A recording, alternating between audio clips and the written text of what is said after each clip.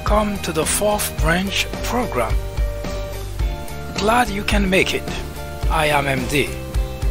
This program is dedicated exclusively for those with common sense, a spirit of patriotism, and a determination for a more perfect union. Stay tuned as we begin the discussion of a very important, interesting, and enlightening topic. Hope to hear from you soon. Happy listening.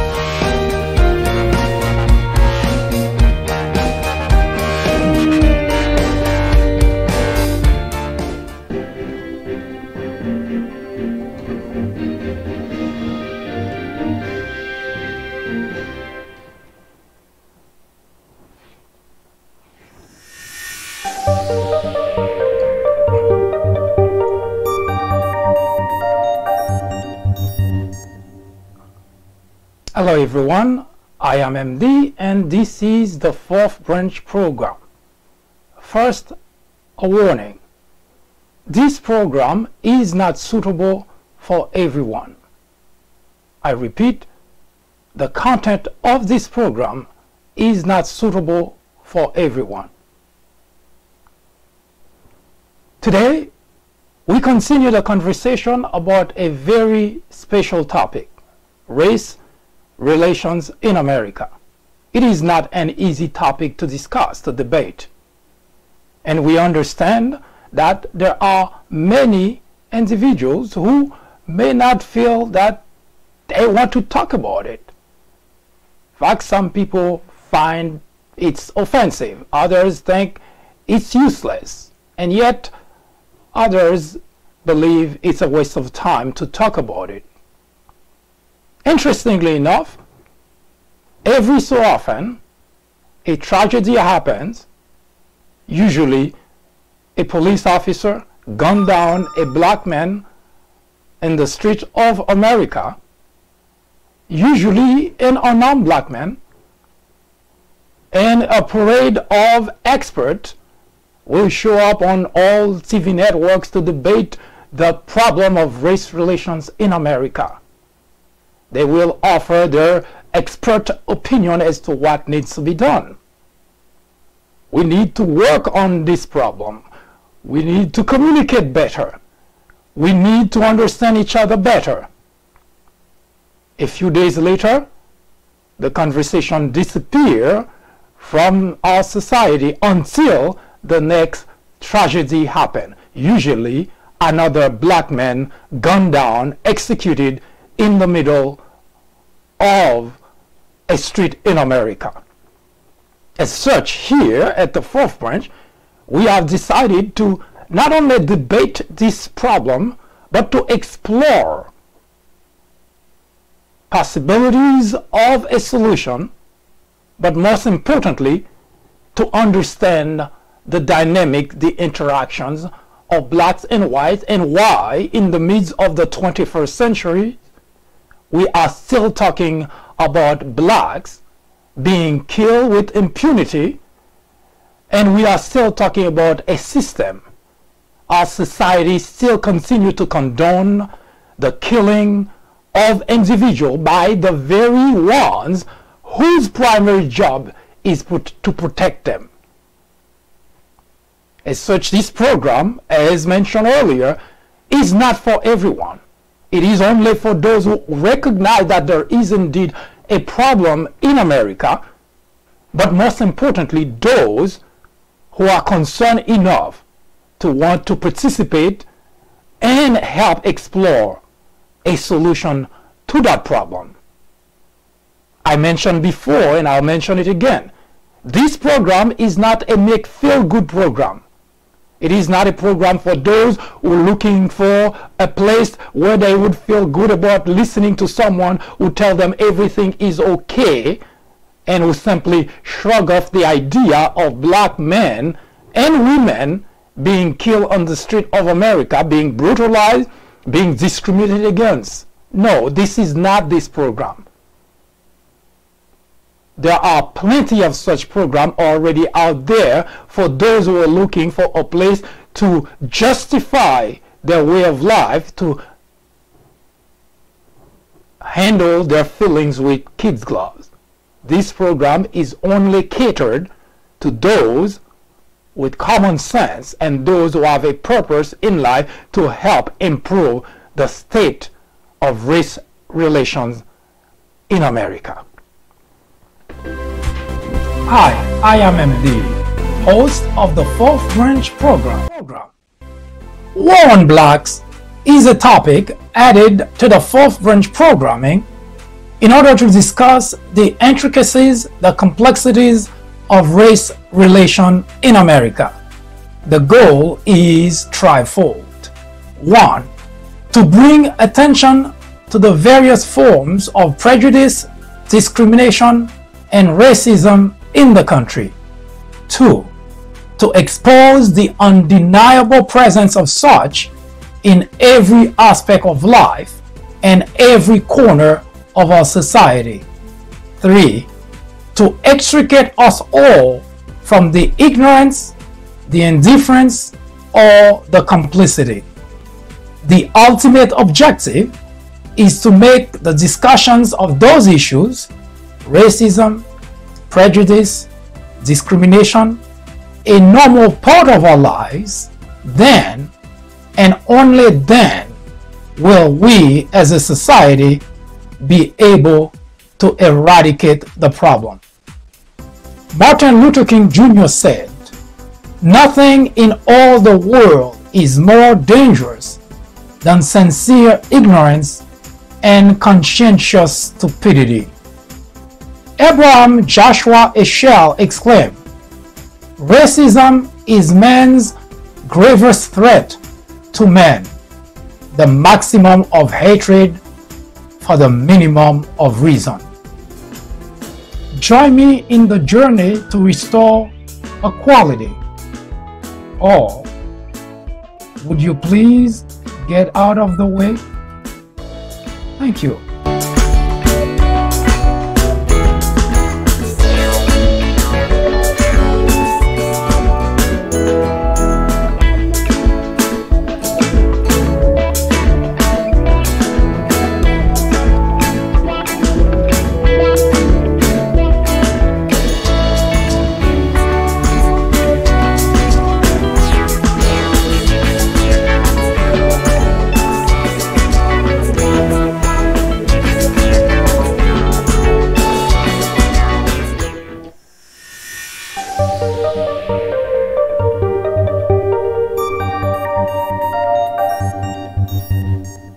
For the past few weeks, could be a couple of months, we have been talking about specific aspect of race relations in America. If you join us for the first time, welcome. War on Blacks is a topic which discusses race relations in America. But we do not discuss it just for the sake of discussing it. We are discussing race relation in America in the hope of completely eradicating racism in America. A tall order, we know, it's an ambitious one, but nevertheless. We went as far back as we could, slavery time, the era, the period of slavery, to understand the dynamic, to understand the interaction between blacks and whites. In the past few weeks, we discussed at length that very period in our history, and we made ways to our modern time. We had crossed the Civil War bridge. We mentioned many times that the bridge that separates the period of slavery from today. And we also started to understand the sentiment both in blacks and whites which continue to plague our society today. We understand why whites continue to label blacks criminal, violent, lazy, and so on. And we also understand why blacks are so emotional and angry about the whole state of affairs. A 1865, Abraham Lincoln signed an executive order, put an end to slavery, the Emancipation Act.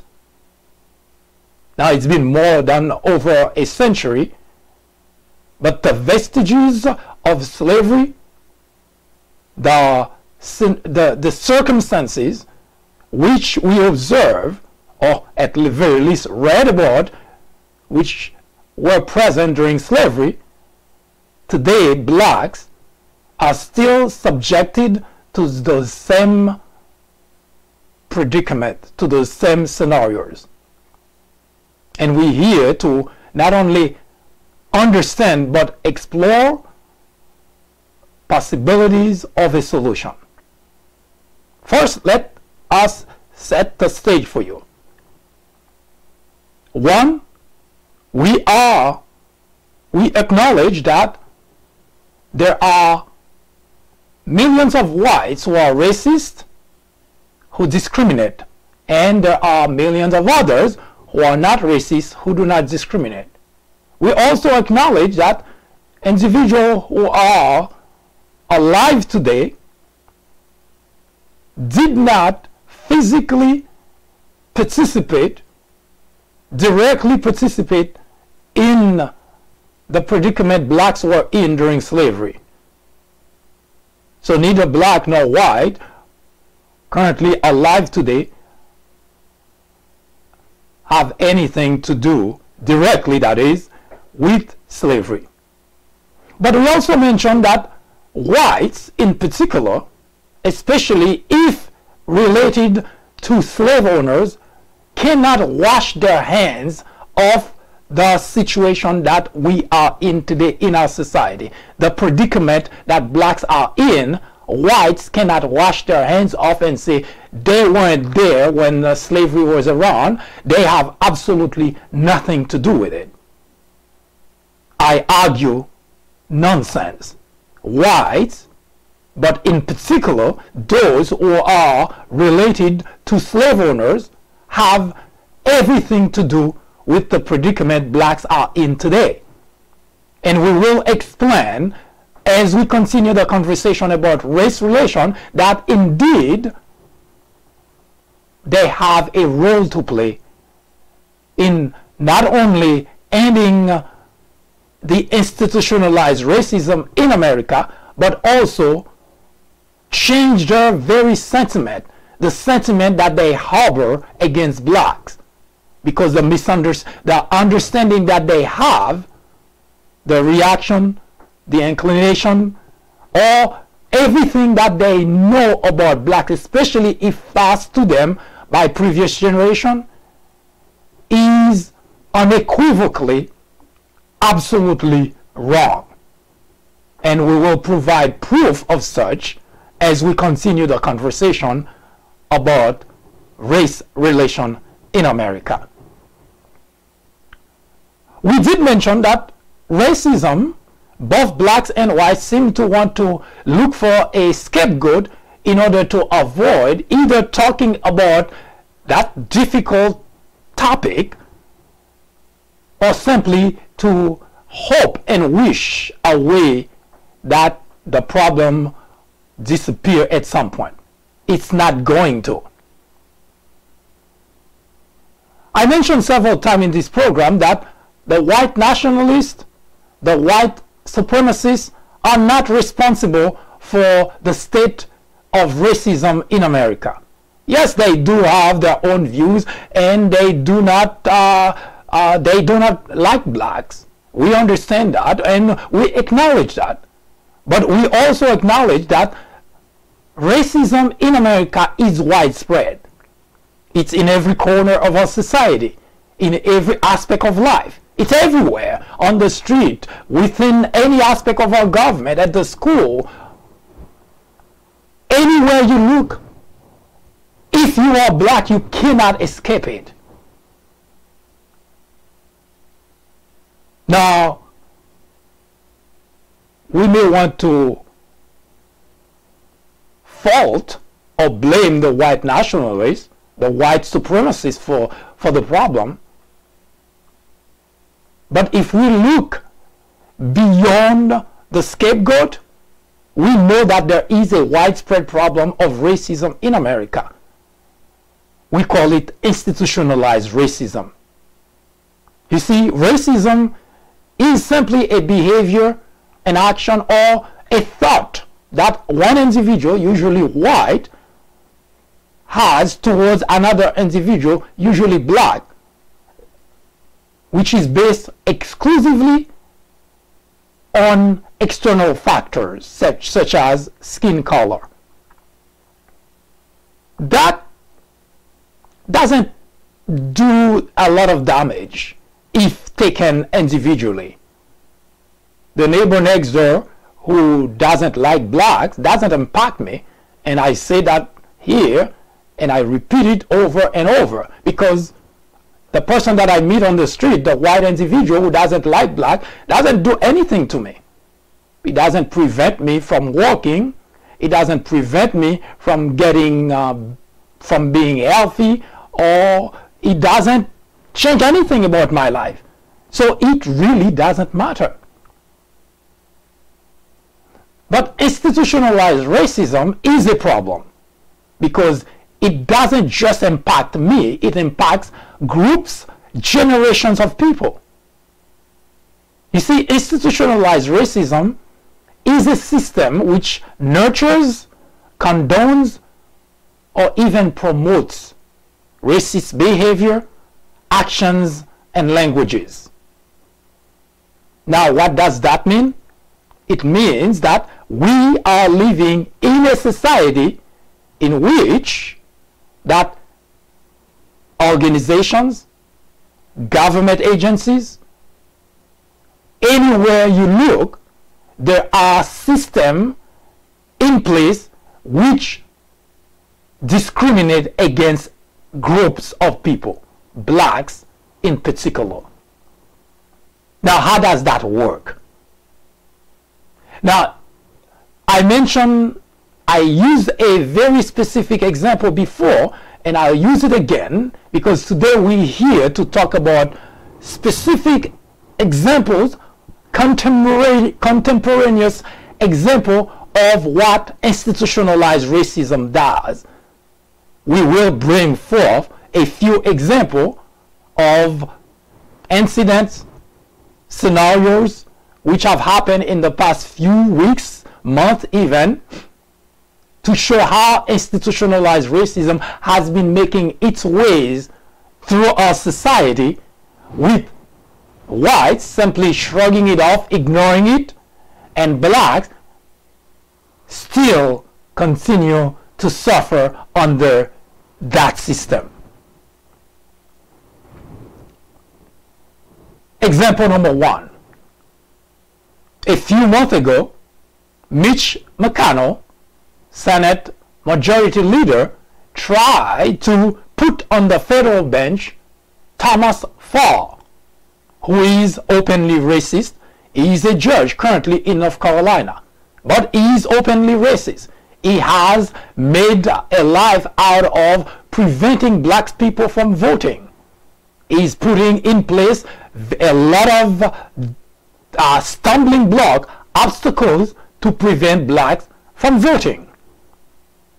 And this is not something this is not a secret. This is not something that even Thomas Farr hides. It's for anyone who wants to know about it. He's proud of his record doing that, as a matter of fact. And Mitch McConnell tried everything that he could to put him on the federal bench. That's how institutionalized racism works. You put in place individuals you know are racist, and you expect them to continue the idea, the perpetualization of racism across the nation. Now, Mitch McConnell can dance on his head and say he's not racist, but his actions tell us a very different story. He is a guy who is openly racist, who is practicing racism in North Carolina, and Mitch McConnell tried everything humanly possible to put him on the federal bench. a heartbeat away from the Supreme Court. Now, the only reason Thomas Farr is not on the federal bench is because of only 2 senators, Republican senators, who voted against that nomination. One, it was Jeff Flake, not because Jeff Flake say we're not going to vote a racist to the federal bench. That wasn't his argument. His argument was unless and until Mitch McConnell put on the floor a legislation to vote to support to protect Robert Mueller, he wasn't going to vote for any nominee that was brought forth. That was one. And the second individual who didn't vote for Thomas Farr was Tim Scott. Tim Scott happened to be a black senator from South Carolina. Those are the only reason, those 2 people are the only reason Thomas Farr is not a judge on the federal bench today. All the other Republicans voted for him. Notice I said he is openly racist, and they all know about it. But they all voted to put a racist individual on the federal bench to continue now to practice and implement and write opinion that's tainted, that's biased, that's racist. I also provide the example of stop and frisk in New York, where 70 to 85%, between 75 to 85% of the individuals stopped and searched were black. You may recall that small packet of drug, whatever, weed, marijuana, cocaine, whatever it is considered criminal. So those individuals, blacks, were stopped, searched, and when they found a small packet of whatever it was that they were carrying, not to sell, for personal consumption, they would be arrested, thrown in jail, and labeled criminal.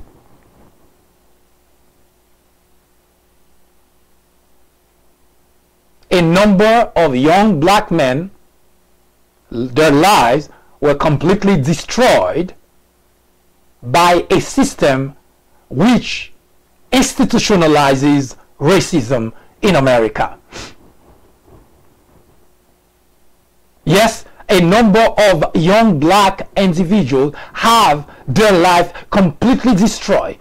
No future for them, no future for their families, because the system is racist, and it's not just individuals who are racist, but they institutionalize racism in America, and it is lopsided, it is completely against a very specific group, blacks. And this is what is of concern to us, that institutionalized racism is overwhelmingly detrimental to blacks. As such, the label, the banner, War on Blacks, was not picked out of by mistakes. It was not chosen in order to sensationalize the discussion. It was exclusively chosen to point to very specific circumstances, casualties on blacks. Physical casualties, emotional casualties, psychological casualties, and yes, financial casualties. And as we continue the conversation about race relation, we will show you unequivocally that those casualties, they didn't just happen during slavery, they didn't just happen beyond slavery, they didn't just happen in the 1960s, they continue to happen today. Blacks continue to suffer tremendous amount of casualties. It is condoned by the system. It is condoned by our society. No, we cannot simply shrug it off. We cannot simply walk away from it. And we cannot simply pretend that at some point in our life some miracle would happen and it will just go away. And we do not believe that there is a single individual with a magical wand who could just wave that wand and just get rid of racism in America. It becomes everyone's responsibility. Black, whether you are black or you are white, and if it is something that is of concern to you, it is not an easy conversation. We get that. But it is a conversation that ought to be had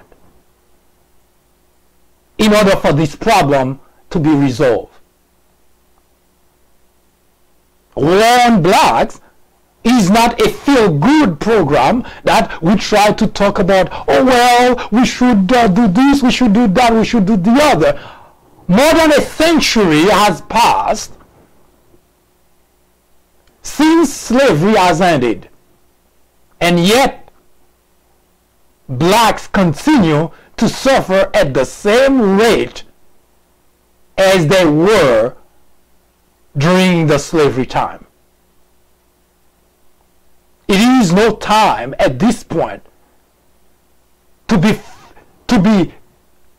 launch into some sort of philosophical discussion about how to solve the problem.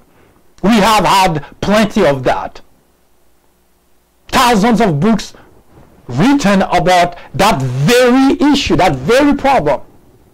Many have died, shed their lives, shed blood, lost their life to that very issue of racism in America. Yes, most whites just get to the comfort of their home because they're not affected, they're not impacted by it. At least not yet.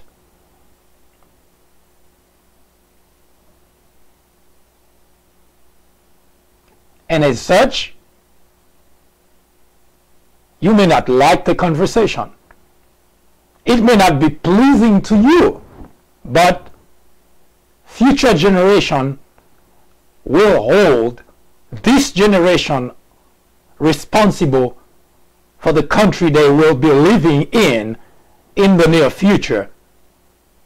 Which means you didn't do anything, you didn't care, or you felt that you needed someone to talk to you and pamper you in order for you to pay attention to a problem that's bad, a problem that your ancestors created, obviously, and you need someone to carry you with kid glove in order for you to pay attention. I said beware, because whether you like it or not, the day of judgment for anyone who has either done something, ignore the problem, or simply shrug it off, the day of judgment will come. And I will show you that indeed you cannot not pay attention, because I will show you what exactly happened to those who thought the day of judgment would have never come for them. So I urge you today that if you think this conversation is difficult to hear, beware. The outcome of not doing anything is even worse. Hi, I am MD, host of the Fourth Branch program. War on Blacks is a topic added to the Fourth Branch programming in order to discuss the intricacies, the complexities of race relation in America. The goal is threefold. 1. to bring attention to the various forms of prejudice, discrimination, and racism in the country. 2. To expose the undeniable presence of such in every aspect of life and every corner of our society. 3. To extricate us all from the ignorance, the indifference, or the complicity. The ultimate objective is to make the discussions of those issues, racism, prejudice, discrimination, a normal part of our lives. Then and only then will we as a society be able to eradicate the problem. Martin Luther King Jr. said, "Nothing in all the world is more dangerous than sincere ignorance and conscientious stupidity." Abraham Joshua Heschel exclaimed, "Racism is man's gravest threat to man, the maximum of hatred for the minimum of reason." Join me in the journey to restore equality. Or would you please get out of the way? Thank you.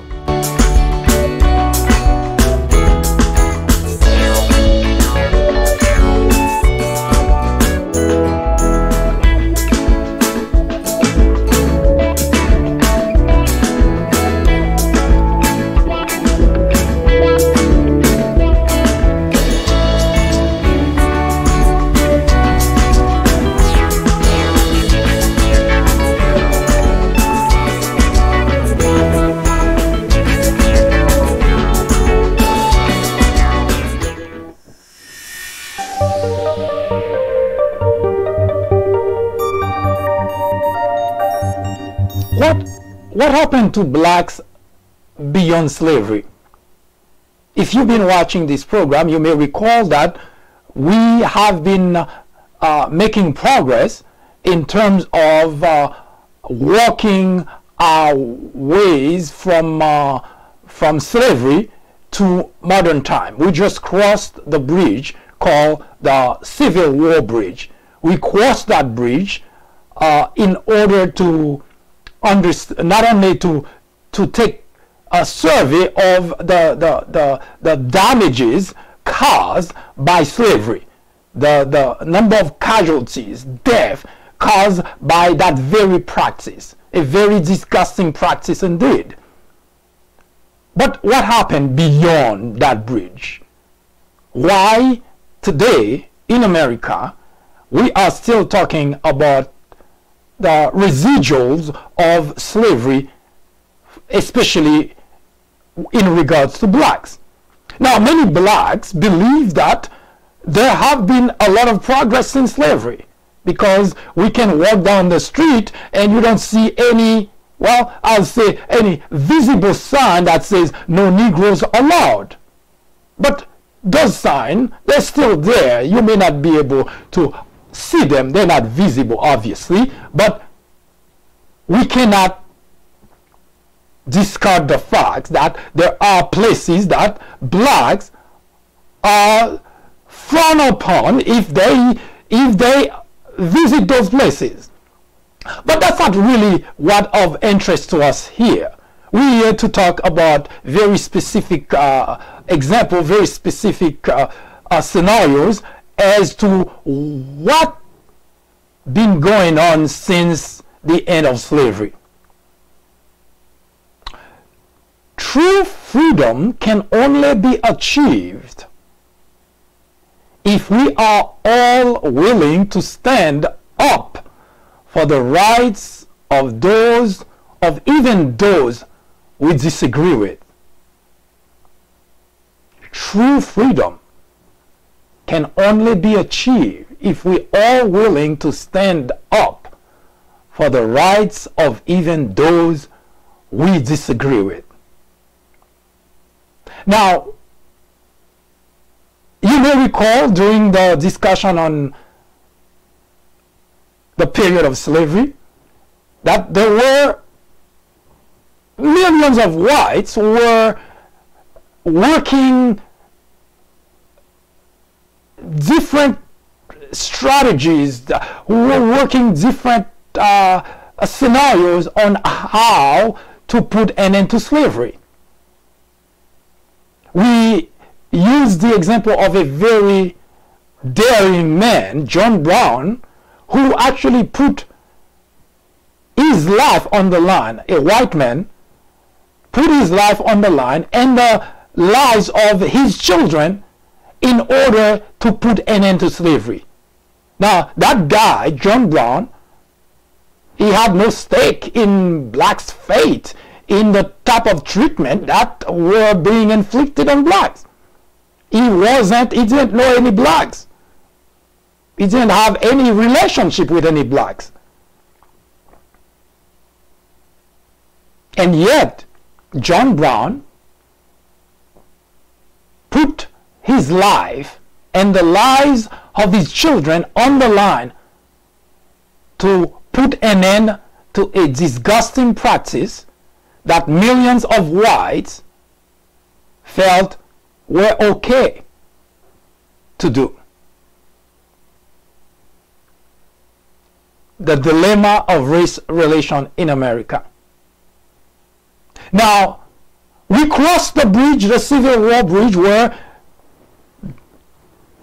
the group of whites who could not see clear, who did not have anyone to open their eyes, or anyone who had knowledge or understanding enough to see that slavery was not okay. We have millions of those individuals who decided that they would fight in order to keep slavery around. And they did. And on the other hand, on the other side, we also had millions of whites who also put their lives on the line to put an end to slavery. And on that bridge, that Civil War bridge, casualties mounted. And there were plenty. In fact, one of the things that history may have not really completely calculated is the fact that following the immediate casualties on that bridge, many other casualties ensued that may have not even been, maybe there was no way for historians to relate those casualties to that particular tragedy that happened. But nevertheless, a number of such casualties continue to happen until today. Now, the reason we are talking still about racism, discrimination beyond slavery, is because, as we see, once we step down from the bridge, we step foot away from the bridge, you're going to see that we step into a system. And we're going to discuss that particular system, and we're going to show you that there, even beyond slavery, there were still two groups beyond that bridge that continue to fight, and those were still whites that continue to fight. But something happened. Something that should not have happened. And because of that, the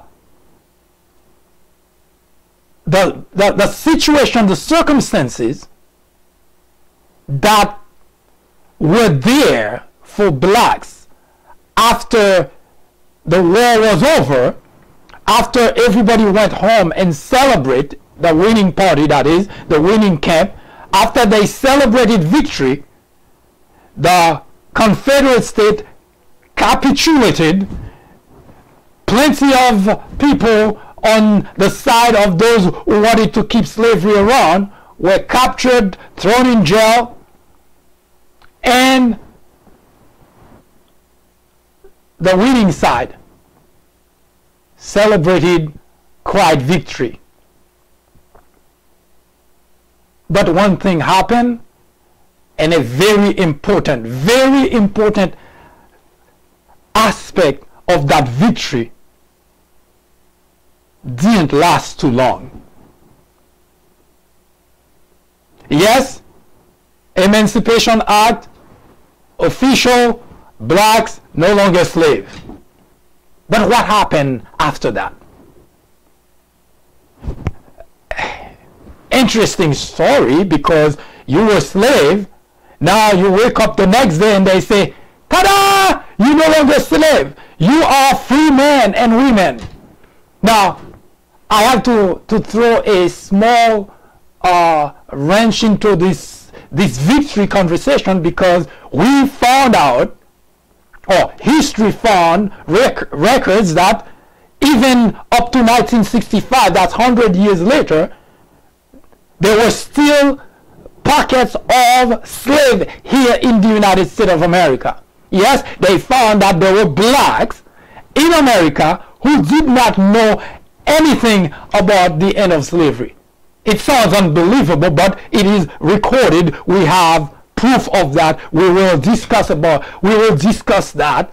It wasn't widespread, obviously, but still, it was unbelievable to imagine that 100 years beyond the official end of slavery, that we would still have black slave in America. But here's what is of importance to us today. And I'm going to show you a couple of examples of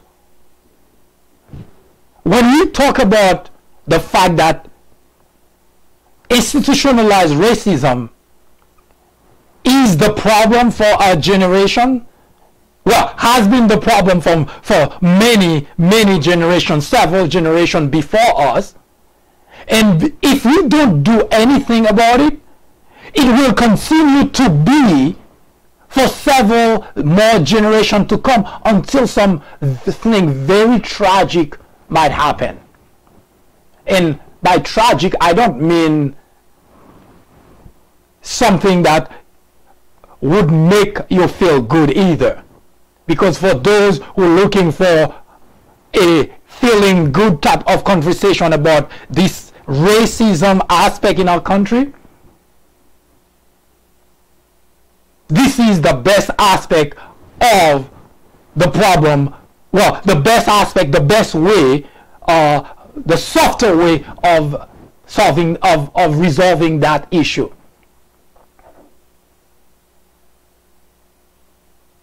And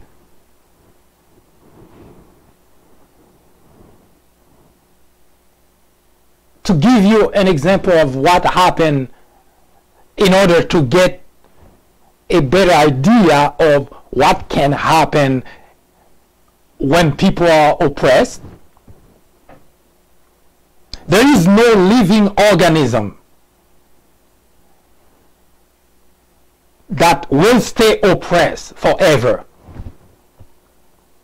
Whether it's whatever that living organism is, it adapts to the environment, it accepts, it tries to figure out ways around getting out of that oppression, and eventually the time will come when that subject will have a way to get out of the oppression. It may last hundreds of years, like slavery did last almost 4 centuries here in America. And whites who enjoy the idea of having free labor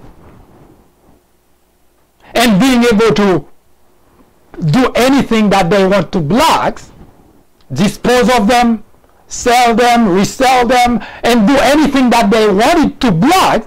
Now, they fought with their lives to keep that predicament around. As you can see, it lasted for centuries. That's a long time.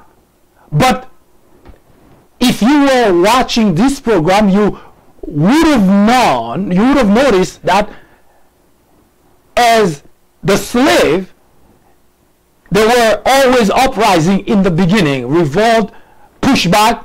But as we were approaching that very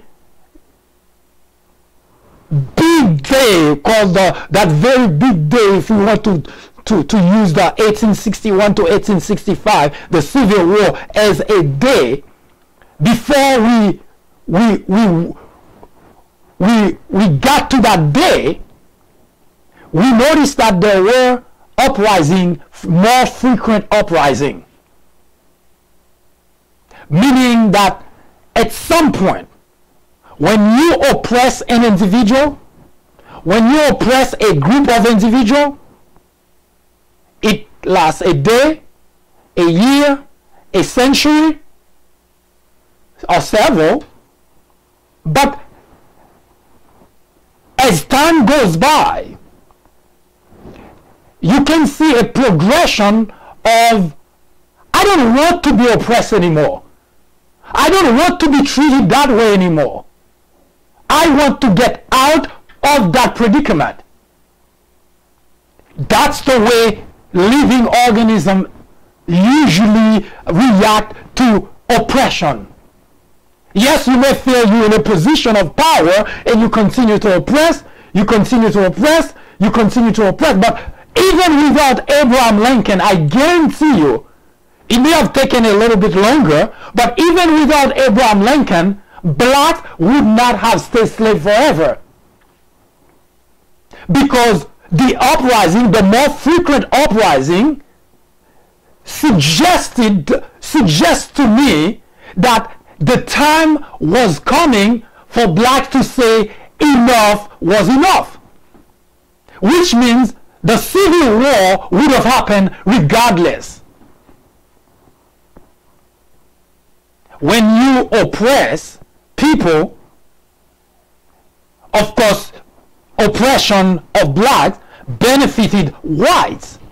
That's the reason they liked the idea, because it benefited them. They could send their kids to college. The kids got great education. They could buy businesses, land, and they become wealthier, richer, all the while oppressing blacks. And they enjoy that, because to them that was great. But as you continue to do that, keep in mind that it is not a permanent state of affair. And that's the reason you may recall that at some point in the South, whites became paranoid for good reason. Because the blacks, newer generation, younger generation, they realized what their parents, their grandparents, their great-grandparents were put through, and they realized what they were being put through as well. So they came up with different ways of dealing with the predicament. An eye for an eye. And whites started to feel completely unsafe about the situation, because blacks didn't just want to escape slavery anymore. They wanted to make sure that the white slave owners paid a price for the oppression of blacks. Because some of them who were still alive witnessed their parents being executed, hung right in front of their eyes. How do you think that would go? You see a small child, 4 or 5 years old maybe, watching or even witnessing or even learning that, well, your father was hung because he tried to escape. What do you think would happen? So blacks became a little bit more aggressive in their ways of trying to put an end to slavery. Now fast forward to today, blacks are still oppressed in different ways. Yes, they're not slaves, they're not war, they're not on the field, on plantation working for whites. They're not being subjected to those same physical treatment that black slaves were being subjected to. As I mentioned before, and I'll mention it again, progress is very relative to the period of time. Yes, during slavery, that's the kind of treatment blacks were put through. Today, they put through different type of treatment. Two people go to apply for a job, both are qualified, a black and a white, and usually the black would be more qualified because they learn that they have to have better education and they have to work harder. They better qualify than the white. The white is called to get the job, the black did not. That's why you see, no matter how good the economy is, blacks unemployment always way higher than white. No, not because blacks are lazy. In fact, that's something that I find extremely insulting when whites say something like that. Because white put blacks to work 18 hours a day on the field while they were sipping coffee, their kids going to college, and they can label blacks lazy, and a label that stick, and we will find out why that particular, those negative connotation, they stick on blacks, despite the fact that those should have been put on the white who actually use those labels. Now, as I mentioned, this is not a program for everyone, because it's either you want to know why we here where we at and try to find a solution, because this is not just philosophy, doing any kind of philosophical discussion about the topic and then just walk away and go home and drink. This is real for blacks in America. It's not something that they just talk about and they just read in a book and then that's over for them. Blacks live under this very predicament today. War on blacks is not hyperbole either. It's real.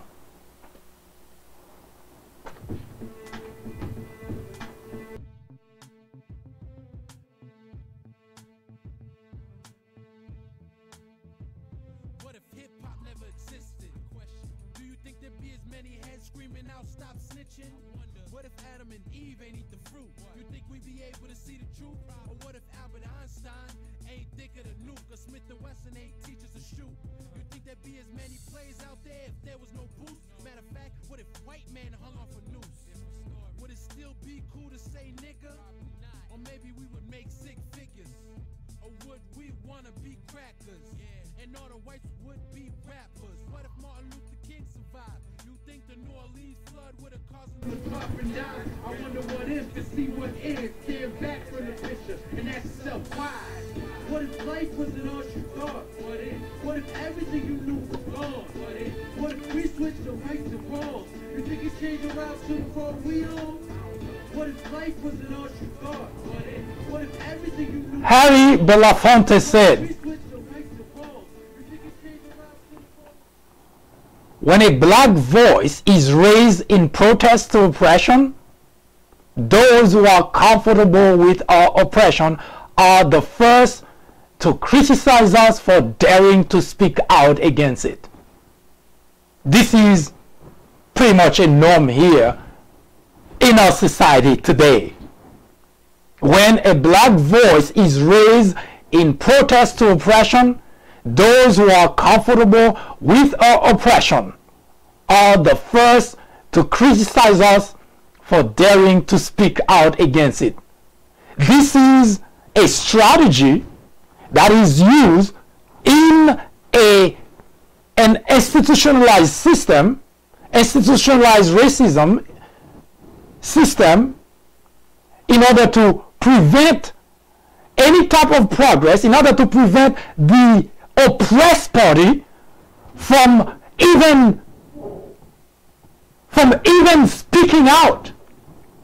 Because if you do, as you see in many occasions here, every time a black individual is gunned down, executed on the street of America, if you tune into places like Fox, you will find out that, well, those thugs protesting on the street, because that's how they refer to people protesting on the street, the thugs.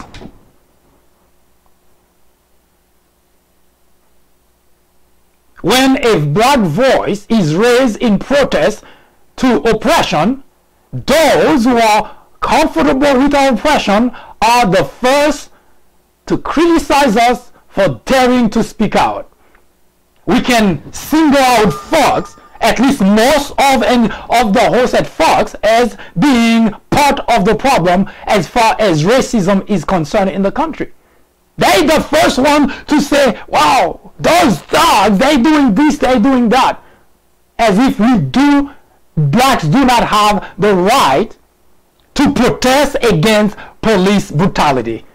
Now, anyone who would want to have something to do to solve the problem would have at least brought some sort of program, some sort of individual who talk about ways to solve that issue. But instead, you have a bunch of talking heads whose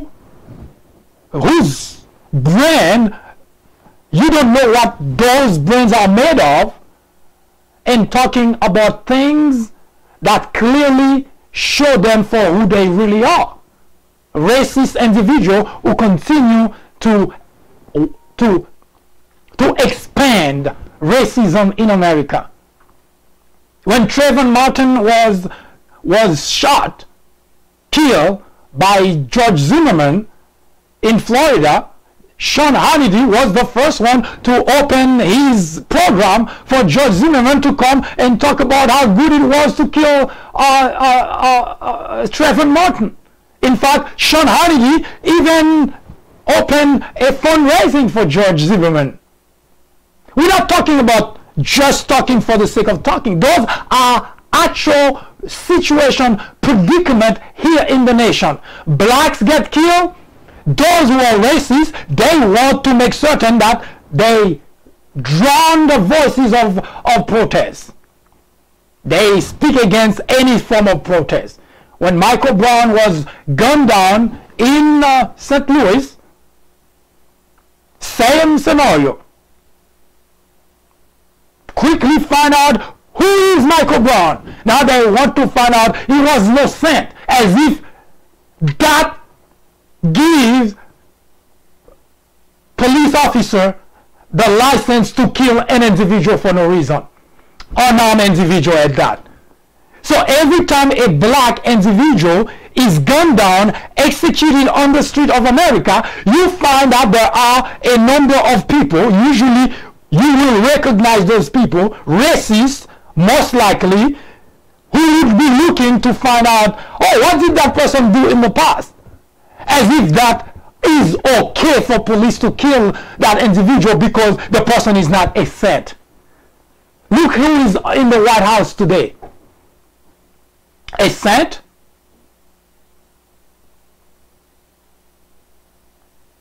Yes, our society has institutionalized racism, and as such, they condone every time a black individual is executed on the street of America.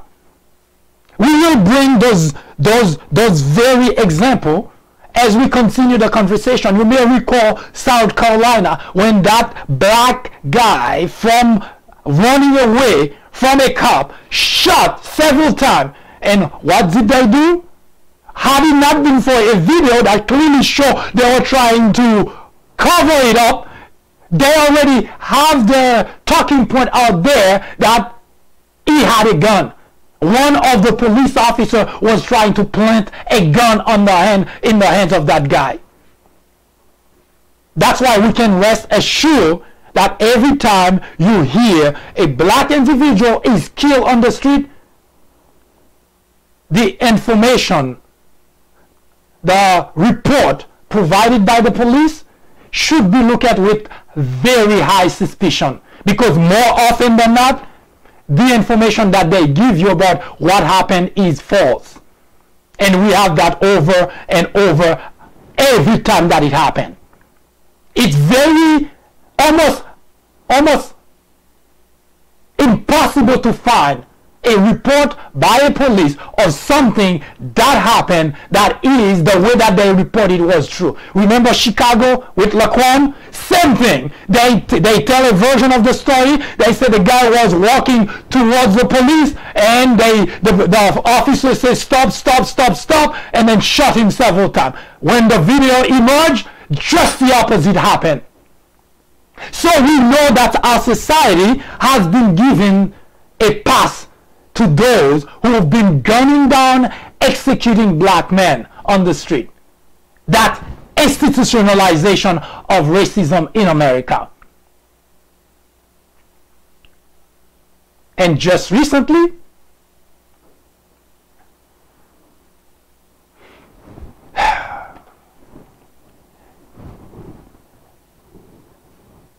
you may recall that guy. He is a Colin Kaepernick. He lost his job, NFL player. He lost his job because he was protesting by kneeling during the national anthem. Now, all those so-called patriots in the country say, well, you ought to stand because it's a national anthem. So people should stand because that express patriotism.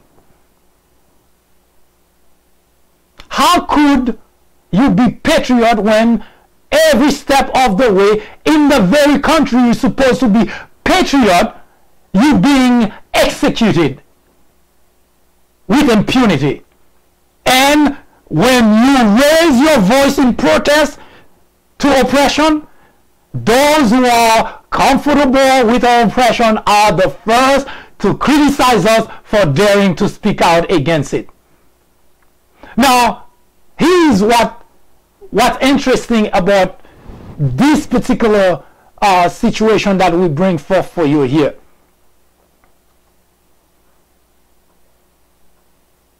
Colin Kaepernick, his name was removed. Wisconsin Republican lawmakers, at first for Black History Month, his name was among those they were going to honor for Black History Month.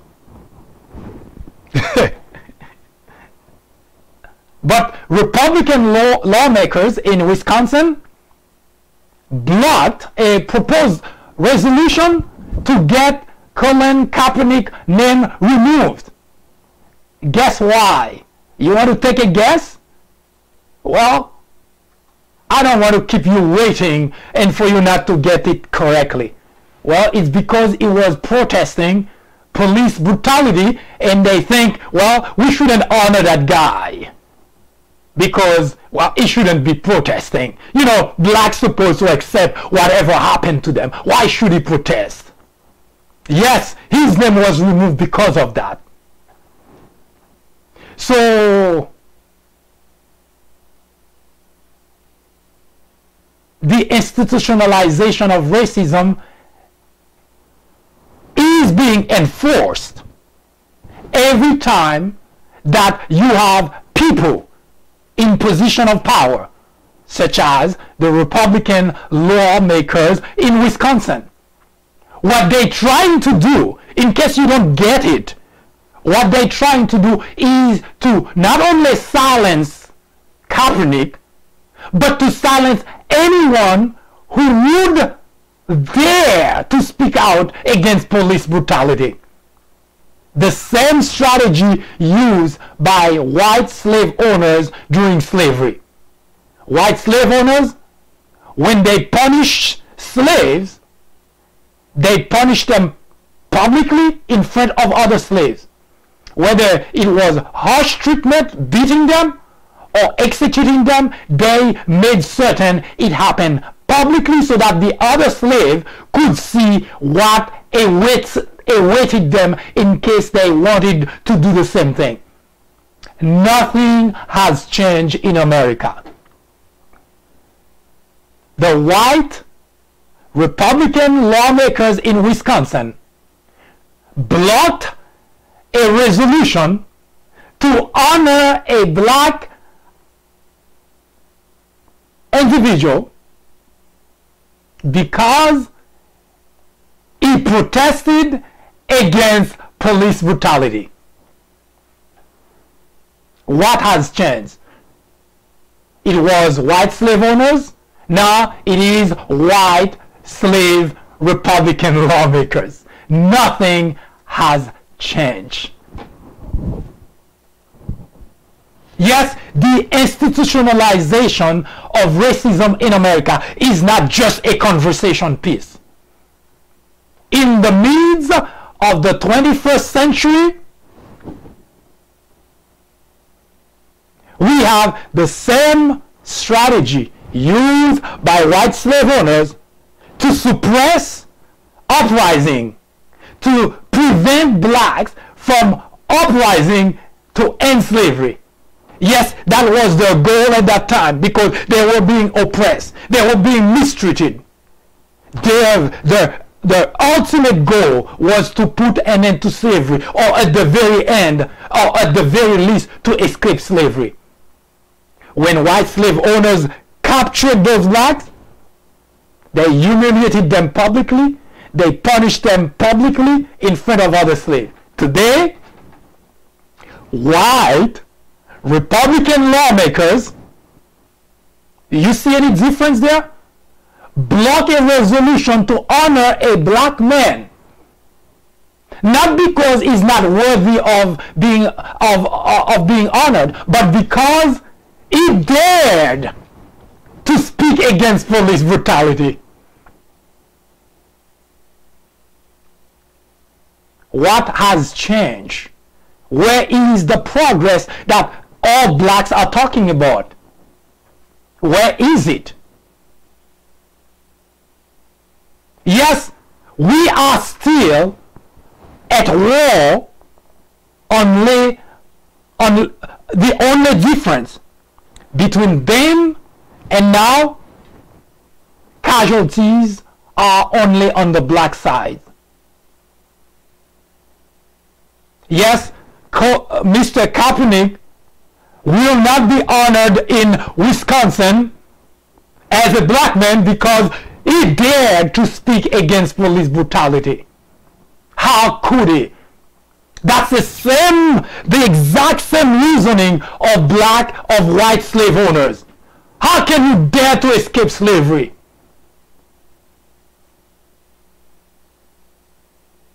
Nothing has changed.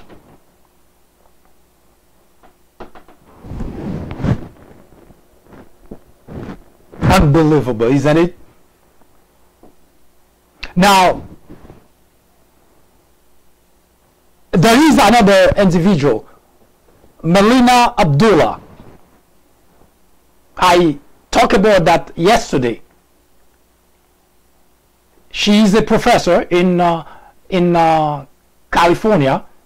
She is a co-founder of Black Lives Matter in Los Angeles.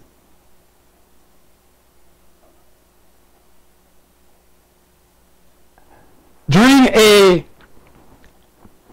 meeting, commission meeting, you know, those meetings they do for different neighborhood where people in the near vicinity gather to discuss about relationship between law enforcement officers, cops, government official, and so on, and the community.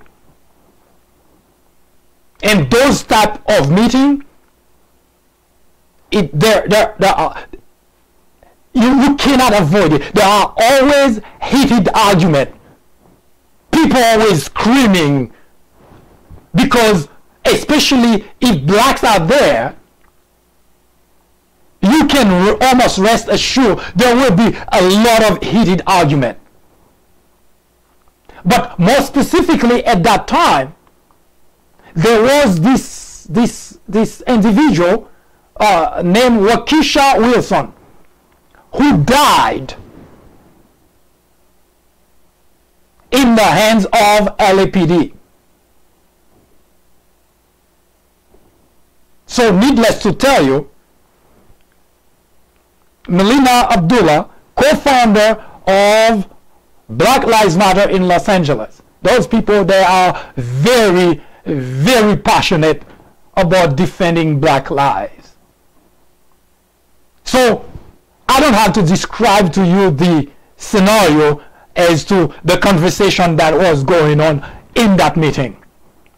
But there was a lot of screaming back and forth. Those who were presiding didn't have the, I guess, the patience, or they don't like when blacks are screaming about injustice done to black community, to black people, because blacks, you know, supposed to just stay there quiet and let things go. I seen and watch white people screaming at the top of their lungs about things that they don't like. They don't have that problem. But whenever it's blacks that emotional about something that they don't like, or injustice that's being done to them, well, yeah, you do not have that right. As such,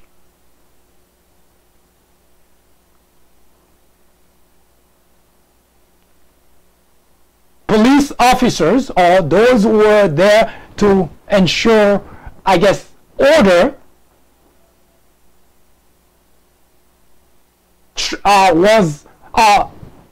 supposedly were given instruction to escort Miss Abdullah out of the place, off the premise of the meeting.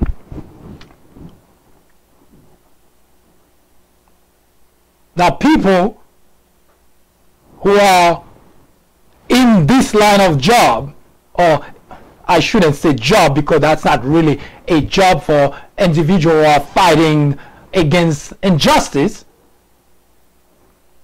people who are so usually very passionate about defending the rights of those who are being oppressed, they usually don't just walk away as if nothing have happened.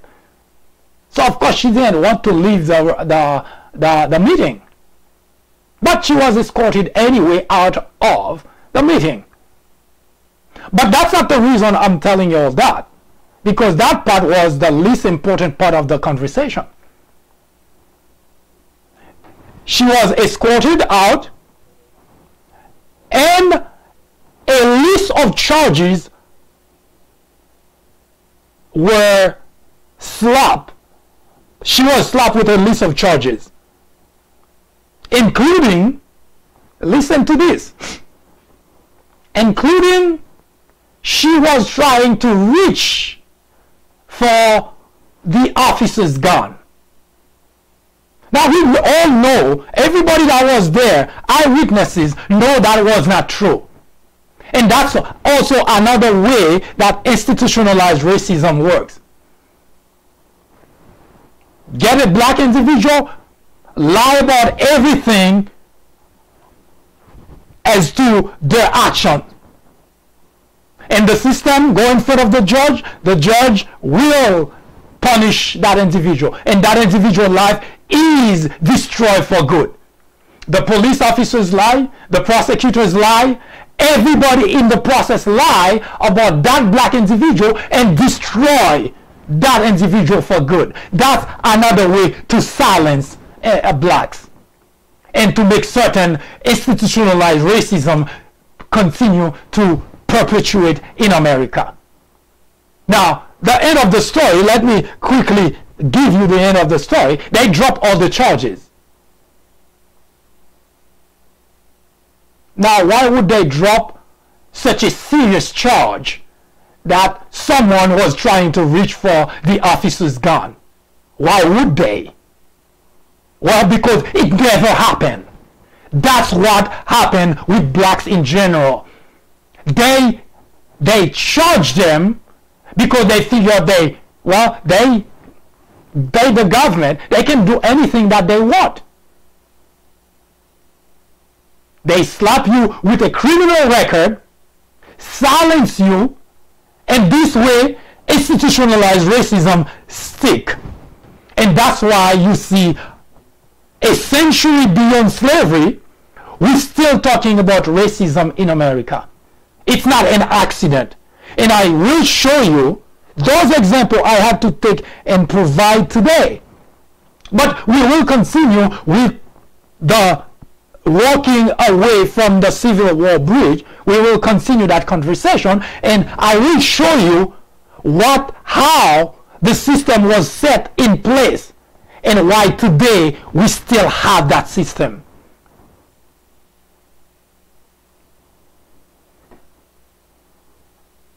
Yes, Melina Abdullah did not reach for any officer's gun. Many eyewitnesses did testify to that. That never happened.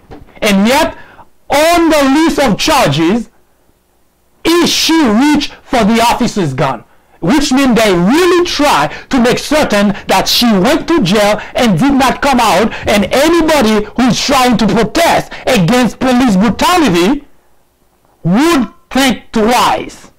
Yes, that's the way institutionalized racism works. The very individuals, police officer, law enforcement, who are supposed to protect blacks, they're the one who not only are executing blacks at a very rapid pace, a very rapid rate, but at the same time lying about what blacks have done.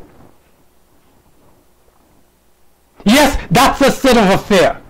I had a series which I will bring, continuing with this conversation, criminals with badges, in which I give you example after example after example of cops who are supposed to protect instead killing people on the street.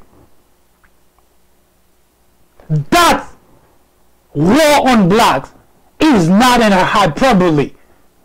It is happening to blacks on a regular basis.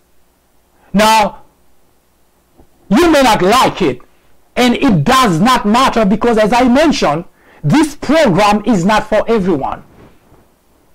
It's only catered to individuals who not only acknowledge there is this problem, but want to work towards a solution. Those individuals have always existed. I show you that even during the slavery time, there were plenty of whites who wanted to put an end to slavery. But there were also plenty of whites who wanted to keep slavery around. So I know that we are divided between those who feel good about the state of affairs here. This program is not catered to you. You can go about your way, watch program that catered to you, that makes you feel good.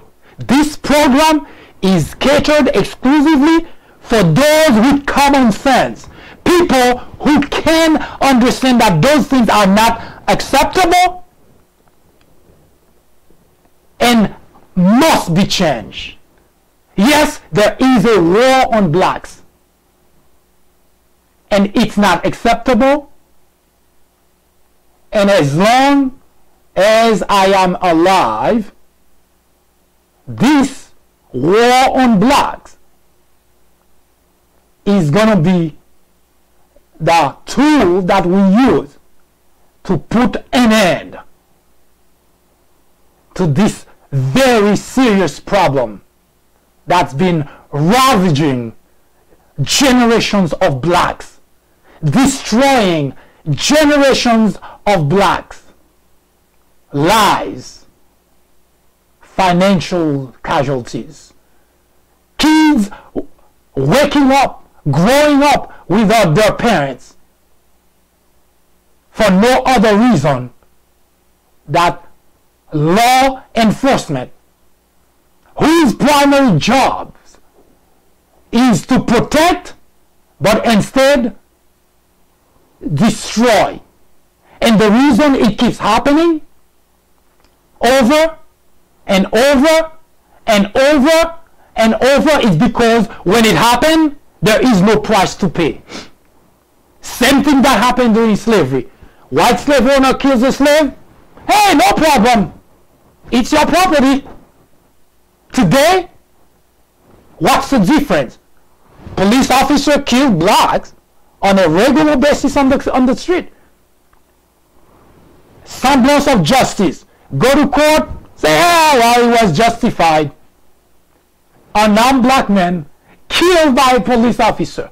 Usually they unload, they empty their weapon on the individual.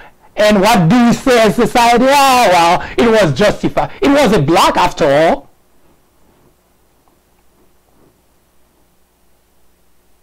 I'm going to give you something to leave you with.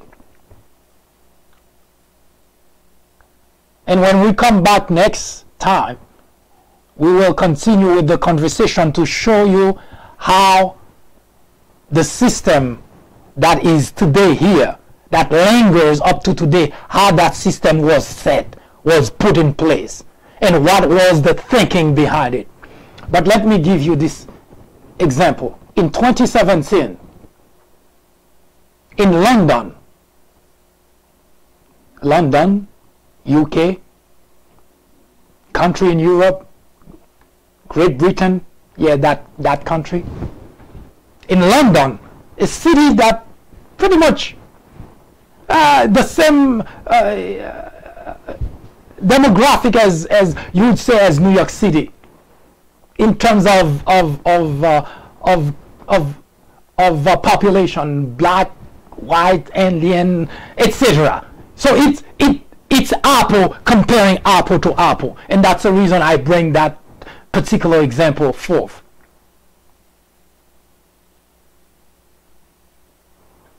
In 2017, in London, 17 people were killed by police. For the whole year, we're not talking about, for the whole year, 17 people were killed. But hold your horses before you think it's a small number. It's even smaller, because only one of those individuals was killed that was not a terrorist. All of the other 16 were doing terrorist operation. Only one individual was killed by police in London in 2017. In America, 943 men were killed, 53 women were killed. The reason, again, I use London is to give you an idea as to how here in America we condone when police kill people.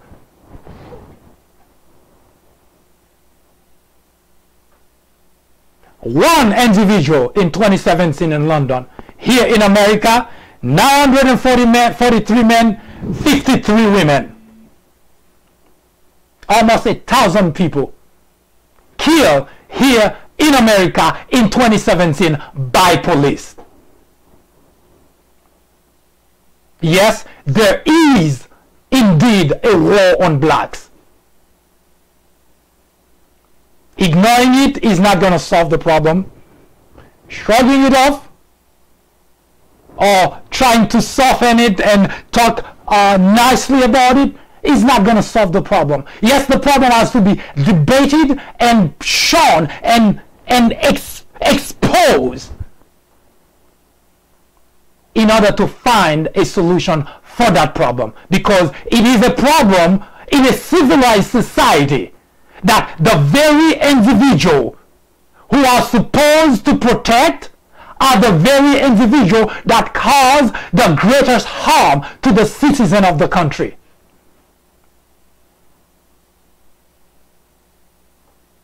When Michael Brown was killed in 2014, they interviewed a young kid, no older than 14, 15 years old. I'm gonna paraphrase here, but here's what the kid said. If he's being chased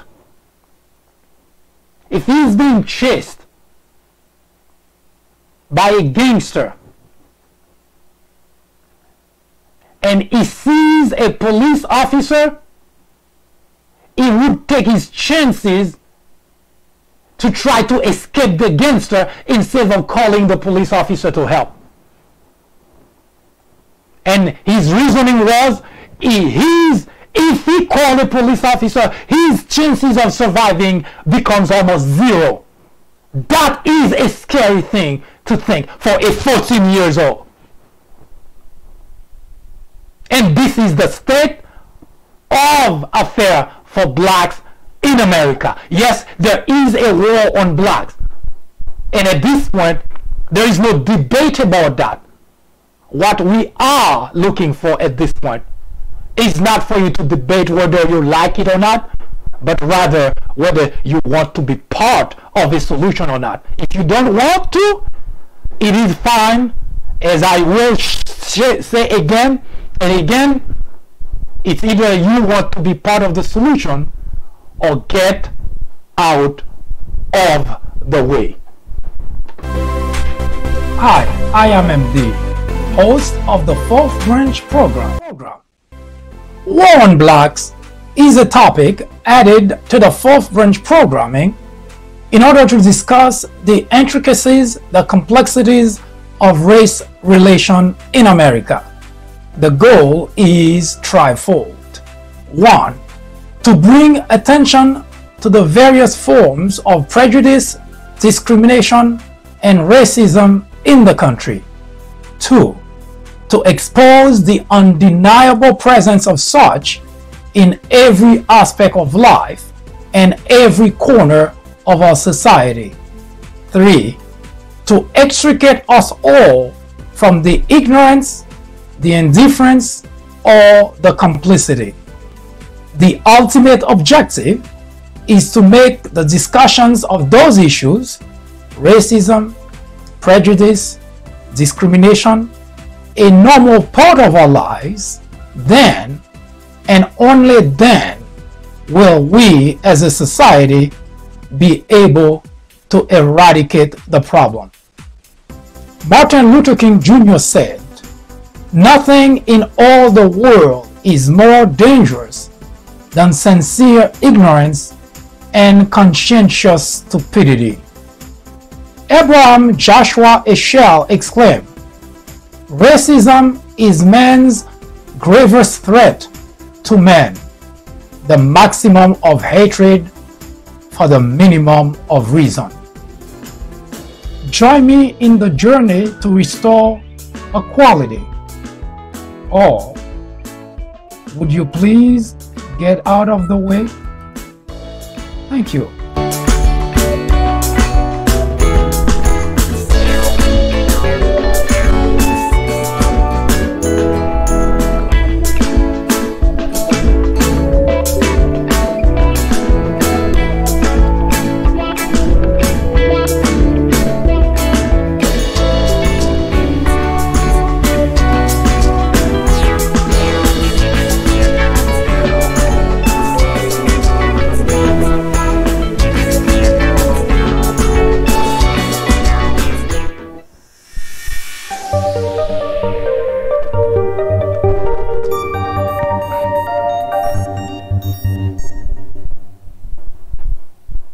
Thank you for spending the time with me. I hope you enjoy the program.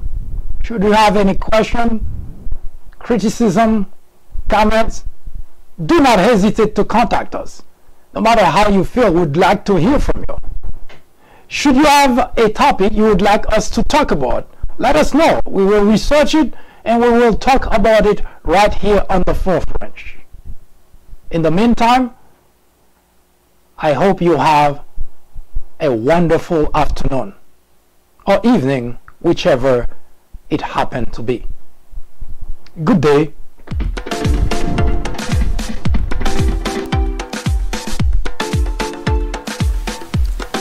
The Fourth Branch podcast is brought to you in collaboration with the People Branch publication, which can be found on the People Branch website located at peoplebranch.org. That's peoplebranch.org. That's peoplebranch.org website, in which you will find a number of very interesting articles. My name is Mike Duchesne, MD for short. I hope you have a great afternoon or a great evening, whichever it happens to be. Hopefully you can join me again next time for another interesting episode of this podcast. That was the Fourth Branch, live from New York. Good day.